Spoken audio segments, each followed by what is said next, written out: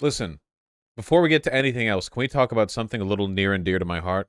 For those of you who know anything about me, you know that I grew up in Beverly Hills and that my parents were part of the Hollywood Illuminati.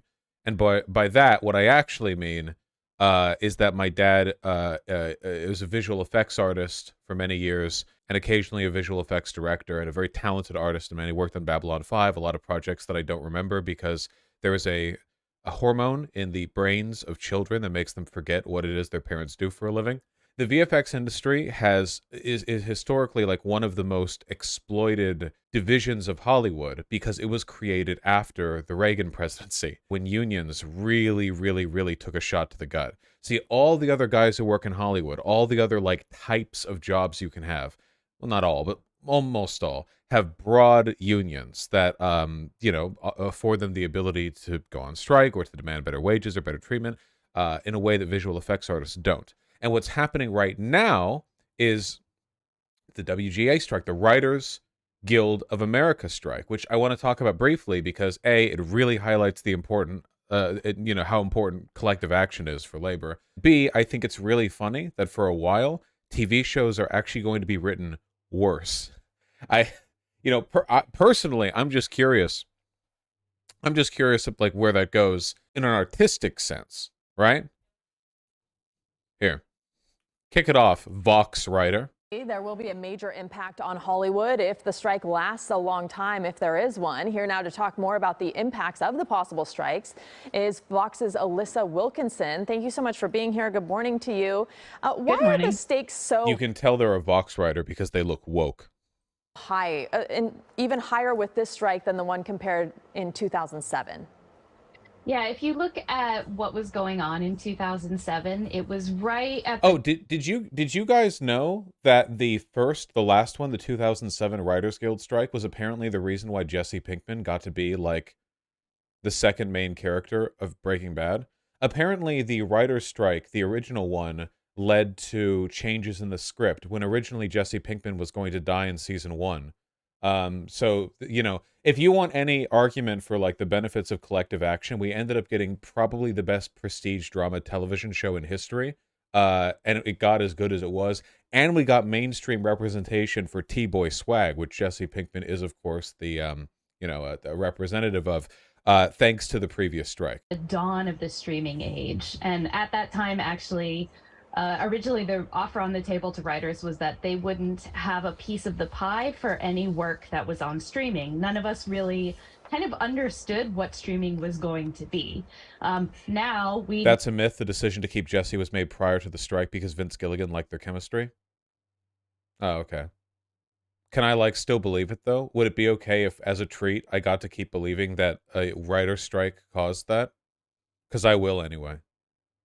But thank you for telling me.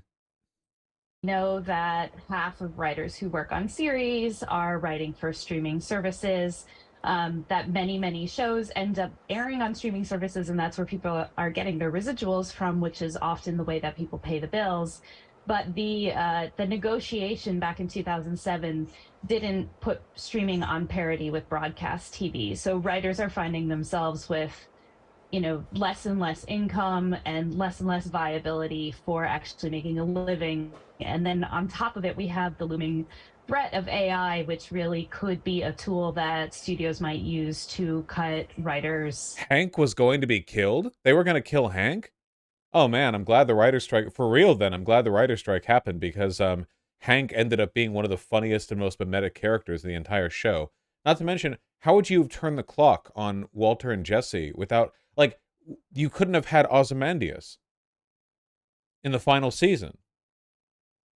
There's no way you could have had the same dramatic stakes at the end. Listen, why is this important? Okay, for those of you who don't know, right now the movie and television industry is completely borked, okay? It's not doing good.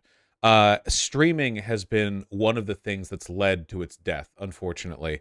This is like a really complicated economic issue, but the basic gist of it is that the increasing ease of access to the stuff that's produced out of Hollywood, along with the broader range of stuff that's getting funded and made available through streaming programs means that a lot of studios and like Netflix and stuff are taking these big scattershot approaches where they'll fund like a billion shows for 1 or 2 seasons, not follow through in it. So Inside Job got canceled recently. Like, everyone has a show that they know about that's been canceled. And the reason why is because too much content is being made. And the reason too much content is being made is because what they're doing is they're like making a million shows, and then the one that blows up like Stranger Things, that's the one they commit to. You know, what they're looking to do is they a wide scattershot approach. So they find the thing that goes gangbusters, and then they go all in on that. They're looking for like the whale shows, you know, the stuff that like really, really, really sells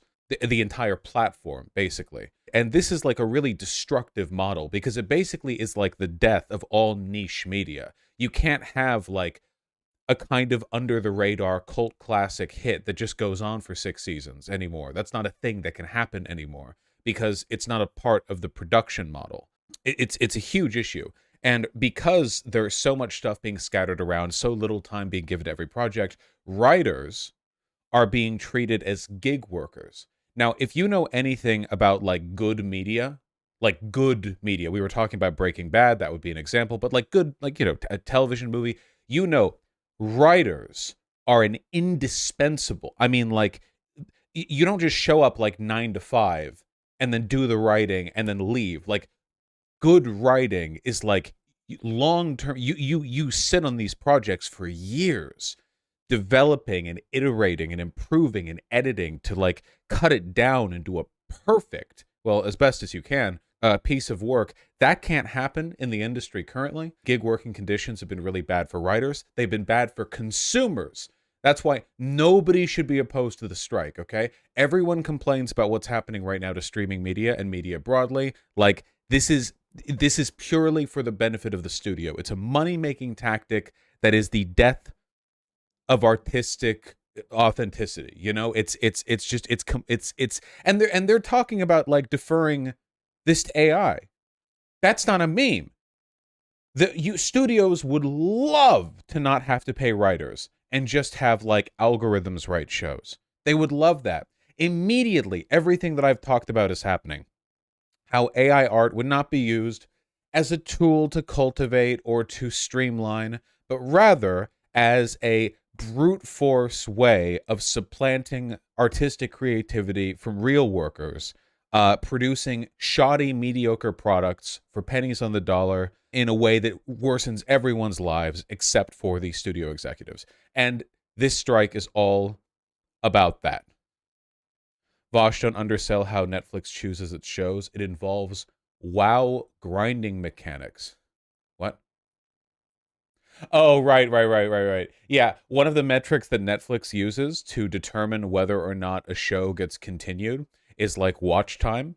So there are ultra fans of shows are like are like rewatching a show like 5 billion times and like binging it like it's basically like if you're a real fan of a Netflix show, you'll basically have like a crypto farm full of smart TVs playing the show front to back over and over, and that's how you show your love for the medium. This is a healthy industry. It's going fine. Things are going fine right now. Yeah, it's sickening. It's truly sickening. The scattershot approach is also counterproductive because all the shows that were Netflix's bread and butter in the early days, Friends, The Office, TNG, underperformed the first couple seasons but gained traction over time. Yeah, there's so much stuff that is nowadays considered like an unbelievable classic that would not have been allowed to exist if it was produced in this environment. Basically, nothing good can happen anymore is what I'm saying. Basically, we live in hell and nothing good exists anymore, okay? That's what I'm telling you. That's the information I'm trying to convey. Oh, and you know, credit to Hasan, by the way. You know, Hasan lives in West Hollywood, of course. He's right in the area. My man showed up and with Adam Conover, the Adam Ruins Everything guy, and went down to the striking workers and bought them a bunch of pizza. That's really nice. Good show of solidarity. I'm not a big pizza guy myself, you know, and I'm lactose intolerant, so I personally would have appreciated the gift. You know, I might have gotten mad, might have punched Hasan, might have beat him up a little bit, you know, pretty easy for me. But I'm glad the writers liked it. You know, I'm glad they had fun. Yeah, they were shutting down a Marvel production. I don't even know which production. Adam's partner does Tuca and Birdie. Wait, Adam Conover's partner is the lead behind Tuca and Birdie? Damn, he must be dicking them something fine for their creative juices to be stirring like that. Tuca and Birdie was dope. Hey, speaking of good shows that get canceled, huh?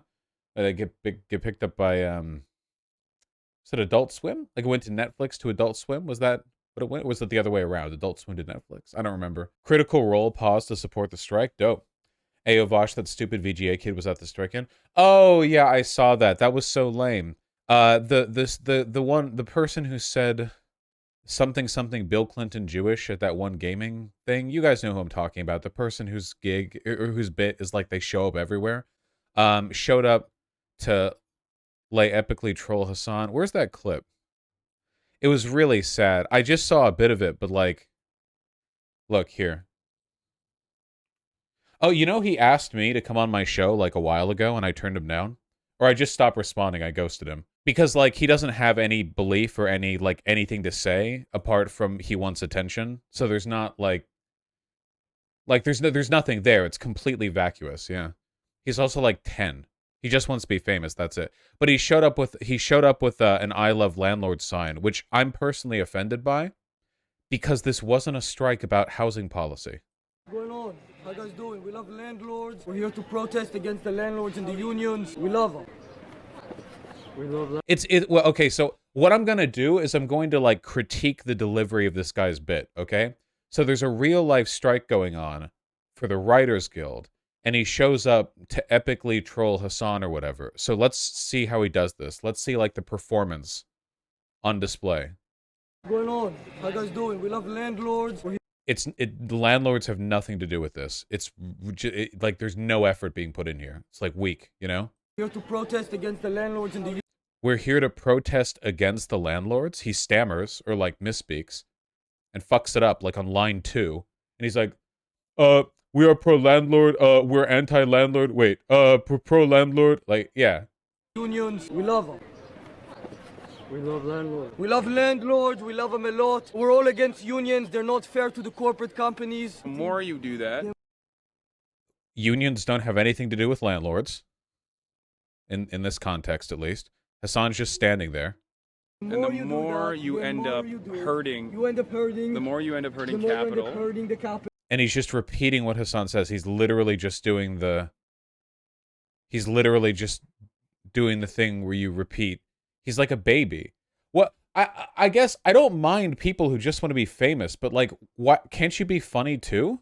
Like, that's the thing that bothers me. Like, I would go down there if I was really desperate for clout, if I really wanted content, I could go down here and like troll Hasan or whatever, and it'd be pretty easy, right? Like, I get some of my guys, and we all show up, and we all dress in suits or whatever, and we all pretend to be Hollywood bigwigs while we shout at him about how, like, get back to work or whatever. Like, there are a million directions you could take that, okay? But I'd like to believe, if I was ever desperate enough for clout to want to make content off of that I would have a better bit than showing up with a cardboard sign saying, I heart landlords, and then baby talk to just repeat whatever Hasan says. Like, I don't know. I guess I'm just offended by the lack of effort. That's the thing that bothers me. The quicker the strike will end. The strike will end. Landlords, landlords, landlords, landlords. We love landlords. We love them. We love landlords. You want to move away a little bit? No, we love landlords. Going on. Now, the funny thing is, apparently, when Hasan said, want to move away a little bit, because they're kind of like following and blocking him, is the little kid, Matan or whatever, bitch that Hasan had threatened him. Is that on the reply feed? Is this one of those guys who replies every like? Oh yeah, here you go. You tried to scare me by getting in my face, then you shoved a pull at me like a bitch. I asked if you were threatening me because of how pathetic you looked, and it was like Hasan standing. I don't know. It's just really pathetic. Oh look, dude, he like moved the pole in his hand by a foot. Yeah, say I'm hiding the post below that. Well, yeah. I mean, is it surprise? This guy doesn't have any beliefs outside of just wanting to be famous. You know, The easiest way to get famous, if you're not funny and not like smart or interesting, is just be where the cameras are and get attention, right? Like that's not new. That's been a thing for ages. But as is the case with like, I don't know, Paris Hilton, I guess would be kind of like a boomer example of this. It's always a bit annoying when people are famous for no reason other than that they're famous. You know what I'm talking about? Like if you're famous for a stupid reason, that's okay. That's life, baby. That's how it works. The Kardashians, yeah, they're kind of famous for famous sake, but now they're all business people, right? Like they're doing something now. I don't know. The top G weighed in. That's who you know. Lasan. This is f***ing hysterical from a guy who cried like a bitch on a call with Hasan and like asked for him to leave because he was being mean, and that was the one interaction they had, and then he went to jail. is very good. Warner Bros. CEO delusional response to strike. Oh yeah, we were talking about a strike. The CEO of Warner Bros. Discovery says love of working will end the writer's strike. That's fantastic. Oh man, that's right back to the 19th century, baby.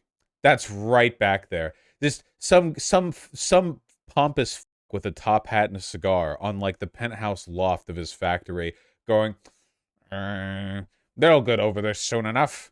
They love it. They love the mines. They'll get back there. Like, it was just pure supervillainy. Like, complete delusion. Ah, yeah, dude. I'm sure they love their writers' gig work where they get pulled in, like, with 3 days' notice to quickly write, you know, rom-com scene number 73846, knowing that if they f*** up or, like, don't deliver the 80 pages of script on time, they'll be replaced with ChatGPT. I'm sure they love that shit. Yeah. Arbeit macht frei, truly. The writers yearn for the mines. True. All right, get me out of here.